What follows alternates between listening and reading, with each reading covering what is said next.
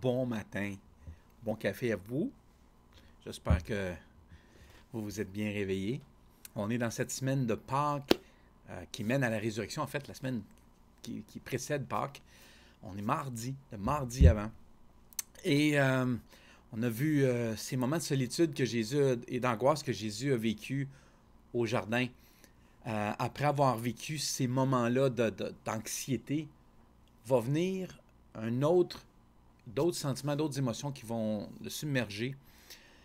L'abandon, la trahison. En fait, ce qui va se passer avec Judas, qui va le trahir pour les 30 pièces d'argent. Et on est toujours dans Marc, dans le 14e chapitre. Et au verset 42 et 43, Jésus va dire, « Levez-vous, allons-y, car celui qui me trahit est là. » Il n'avait pas fini de parler que soudain survint Judas, l'un des 12, accompagné d'une troupe armée d'épées et de gourdins. C'étaient les chefs des prêtres, les spécialistes de la loi et les responsables du peuple qui les envoyaient. Comme si la souffrance intérieure n'était pas suffisante, celle qu'on vivait d'angoisse, d'anxiété, de stress. Tout le monde s'est tourné contre lui. Dans cette nuit-là, dans les heures qui vont suivre tout cela, ses disciples, Judas va le vendre aux autorités. Tous les disciples vont se sauver.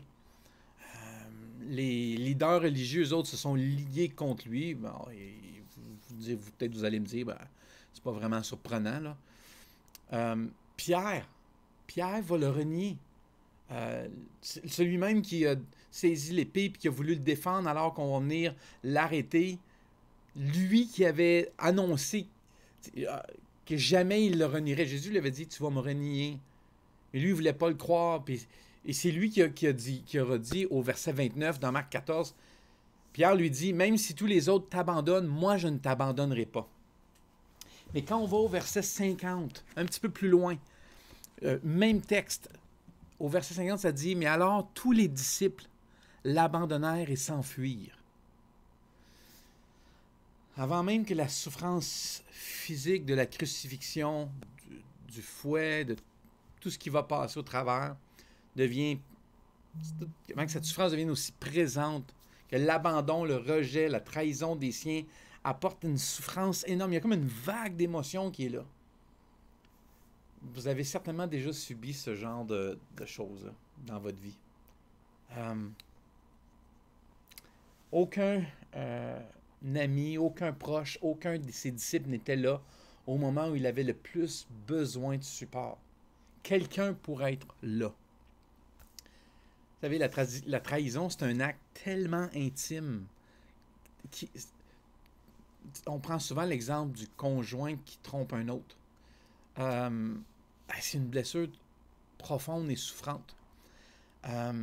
De voir des personnes ou ces personnes-là en qui tu as investi, je parle de Jésus avec ses disciples, à qui tu as investi, tu as donné ta confiance, ton amour, tout ce qui était plus précieux que tu as déversé, être déchiré, se revirer contre toi. Vous savez, vous avez certainement entendu dans votre vie des personnes vous dire « Ah, je serai là pour toi, ne t'inquiète pas, je vais toujours être présent, tu peux avoir confiance en moi, je t'abandonnerai pas, je sais que tu en... » Jésus avait entendu aussi ces phrases-là. Et lui aussi a vécu ces émotions-là, sachant déjà que c'était pour quand même arriver, sachant qu'est-ce qui était pour se produire. Jésus savait les événements qui se produiraient. Il savait que tous l'abandonneraient. Mais c'est pas parce que l'on sait que quelque chose s'en vient que ça fait moins mal. Plus tard dans la nuit, se produit ce que Jésus avait déjà prédit à Pierre un petit peu plus tôt dans le texte, au verset 30-31, où il se dit « Alors Jésus lui répondit, je te déclare, c'est la vérité, aujourd'hui, cette nuit même, avant que le coq chante 2 fois, ça c'est une traduction avec la Pâque, tu auras prétendu 3 fois ne pas me connaître. » Mais Pierre répliqua encore plus fort, « Je ne prétendrai jamais que je ne te connais pas, même si je dois mourir avec toi. » Et tous les autres disciples disaient la même chose.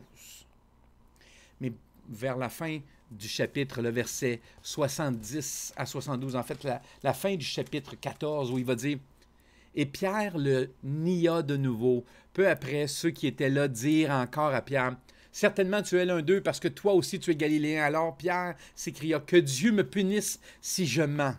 Je le jure, je ne connais pas l'homme dont vous parlez. » À ce moment même, un coq chanta pour la seconde fois.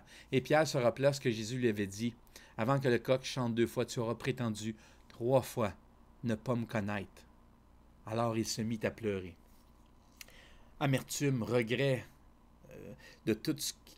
Dire, j'ai trahi, j'avais dit que je ne ferais pas ça. Vous savez, notre idée de la crucifixion ne tient pas souvent compte de ces moments-là qui se sont produits juste avant. On pense souvent à la croix, qui est un événement marquant et choquant. Mais il y a ces moments-là qui ont précédé ce qui va nous mener à travers les prochains jours. On va regarder les procès que Jésus a vécu totalement illégaux. Tout ce qu'on lui a fait subir de manière illégale, l'injustice. Jésus a vécu la panoplie de tout ce qu'on peut vivre dans le spectre de nos émotions par rapport aux humains. Avoir connu le plus sombre de tout ce que l'être humain a à offrir. Ces moments-là où il a vécu l'abandon, la trahison. Hier, dans notre petit dévotionnel, on parlait de l'angoisse, de l'anxiété, du stress de vivre ces moments-là. Aujourd'hui, l'abandon, la trahison. Vous êtes certainement un jour déjà senti comme ça. Votre monde se tourne contre vous. Là où il y a une opportunité d'amour, il y a tout à coup une opportunité de trahison. Comme si on vous abandonnait. Et d'où pourquoi on a tendance à se refermer sur nous parce que ça fait mal. En fait, ceci, c'est le simple rappel que... Je veux juste vous le rappeler parce que c'est facile de l'oublier. La vie n'est pas juste. Vous aimez certainement pas cette idée-là, mais c'est la vérité. C'est pas du pessimisme que je suis en train de faire de ma part, là, mais c'est exactement le portrait que la Bible fait de la vie ou de la situation dans laquelle on est à cause du péché. Mais je me pose la question, ou je vous pose la question, mais qui vous a déjà fait à croire ou dit que la vie était juste ou que la vie était fair pour tous? Quand ces sentiments-là ou ces émotions vont vous envahir, souvenez-vous de Jésus. La prochaine fois, vous aurez l'impression que tous vous ont abandonné. Relisez le chapitre 14 de Marc.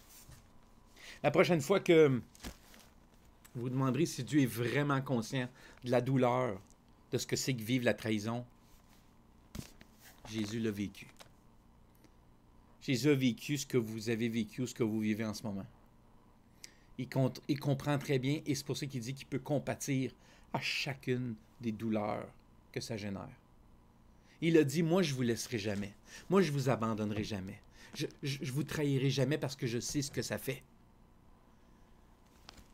Jésus a dit, je serai toujours là. La prochaine fois que vous serez appelé à souffrir, soyez attentifs. C'est peut-être ce qui va vous rapprocher de Dieu en pointant les regards vers ce que Christ a vécu. Regardez bien, parce qu'il se pourrait bien que la main qui vous est tendue ou qui tente de vous sortir de cette situation-là soit une main percée. Sur ça, bonne journée. À demain.